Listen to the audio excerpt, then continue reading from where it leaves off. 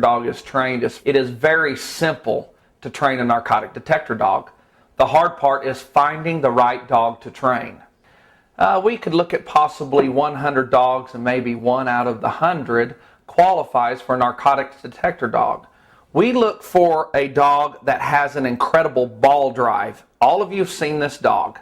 Everybody hates this type of dog because when you go to the backyard, they jump up on you, they tear things up, and they want to chase their ball over and over, and they're just psycho about their ball. That's the type of dog we want to start with.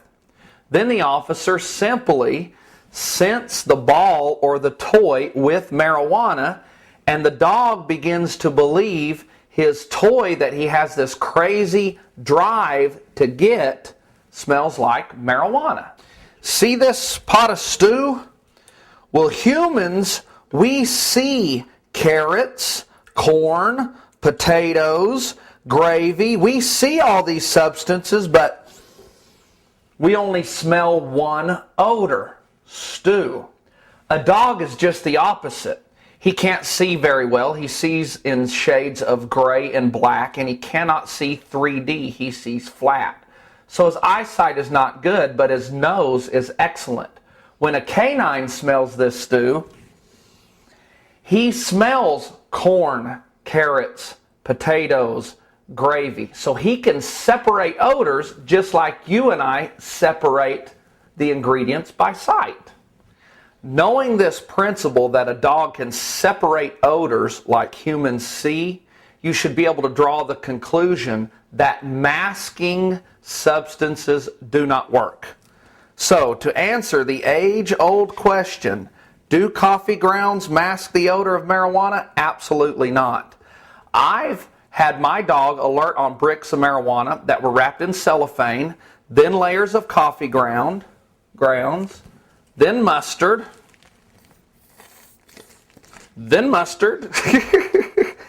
there we go. Vanilla extract is common. Bounty fabric softeners and pepper. If we place cannabis in there, remember the stew analogy? The canine can go, oh, mustard, oh, coffee, oh, vanilla, oh, bounty fabric softeners, oh, the marijuana, and give an indication. So these substances do not work when it comes to trying to fool a canine.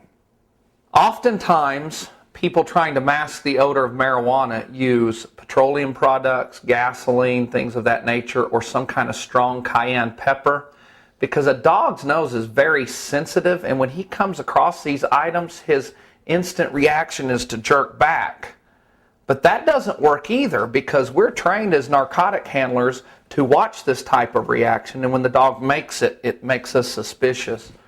Okay, the question is often asked, how did the canine smell through the gas tank, through the gasoline, through the PVC pipes floating around in the gas tank, and indicated on the marijuana inside the PVC pipe? I'm going to explain that to you. The dog cannot smell through anything, but odors permeate. And the example I would use when I was teaching law enforcement principles of canine, I would get a Ziploc bag, and I'd either get marijuana or tuna fish or sardines. And I would place them in the bag just like that and Ziploc it. I would pass this bag around to the entire class and ask them to smell it. You cannot smell the sardines at this moment. At the end of the class, I would pass the same bag around, and a couple hours later, the sardines could be smelled. Which brings me to this point. Everything is porous, including plastic. Under a microscope, there are microscopic pores. So the marijuana seeps through the PVC pipes, through the gasoline, through the metal gas tank, and there's an odor or scent cone on the outside of the gas tank for the dog to pass through, and then the dog goes, oh, gas tank. Oh, gasoline. Oh, PVC. Oh, marijuana. So dogs cannot smell through anything. Odors permeate out. Now, the rate at which odors permeate is different with every container marijuana can be placed in. If I do not contaminate the outside of this Folgers cup with marijuana dust and it's completely clean, and I drop the marijuana inside the coffee and place the lid on top, the dog will not alert on this item at that moment because the odor hasn't had time to permeate. Now, how long that takes, I don't know. It's different with every item. It might be an hour, it might be 5 hours. So it's important to remember if you're going to if you're going to travel with a few joints going down the highway and you're going to place it in a container, place it in a non-contaminated container right before you leave, and then the odor does not have time to permeate to develop a scent cone on the outside for the dog to alert. When a bag of marijuana is touched, microscopic dust is transferred to your hand. Whatever you touch after that, you're transferring this microscopic dust, and the dog can and will alert. It was very common for my canine to alert on the door handle of the vehicle. So if you're handling marijuana at your house, or if you've hidden marijuana in your car and you have that dust and you touch your door handle, that canine will alert, and then the officer has probable cause to search. So keep your hands clean, because a canine drug dog also knows his handler's scent. And oftentimes, if the handler hid his own marijuana, the drug dog would actually be alerting on the handler's scent instead of the marijuana. So we always handled marijuana with latex gloves. Let's talk about hiding marijuana in food. Remember what you've been taught? The dog can smell, hamburger patties, marijuana. But he can't communicate that to the handler. Hey, I'm smelling hamburger patties, and hey, I'm smelling marijuana also. So hiding marijuana in food is a good idea, because usually when the dog reacts to it, the handler just thinks the dog is being interested in food. We've picked the dog that has this psycho-type drive to find his ball. That's a prey drive. I found it almost impossible to get my narcotic detector dog to search for his ball when there was some other type of prey in the same area. For instance, a cat in the car. Even if we removed the cat, the dog could still smell the cat all over the car, and he was concentrating on where's the cat, not where's the ball. I would also notice it was impossible to get my canine to search for marijuana in vehicles if we were pulled over near a roadkill. That's a wild animal or a domestic animal dead in the highway. I would have the driver move the vehicle ahead at least 2 miles so the dog could get that other animal or that other prey out of his mind, where he could concentrate on searching for marijuana.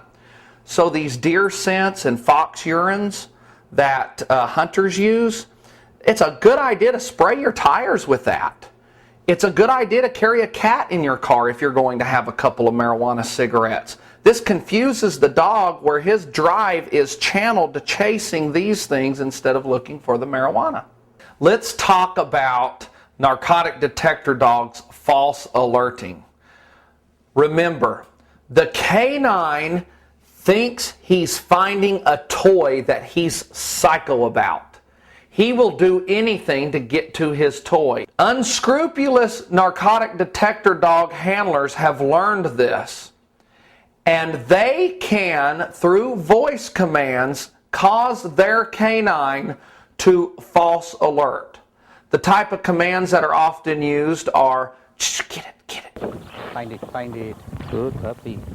Because those are the same words we use when we're bringing the scratch drive out in our narcotic detector dog, meaning the dog has smelled an odor. We want him to indicate that to the narcotic detector dog handler by scratching. So to bring that scratch drive out, we encourage them, get it, good boy, get it. And once they scratch hard enough, we throw them their toy like it popped out of nowhere. So the unscrupulous police officer can use this when you've refused consent to search and he's walked the dog on the outside of your vehicle and you've made sure nothing's contaminated and the marijuana has not been in there long enough to permeate and he does not get an alert, he will often use that trick. And the dog will raise up and start scratching. In the following footage, I'm going to show you a documented, trained narcotic detector dog false alerting. Notice this Labrador hunting for the substance.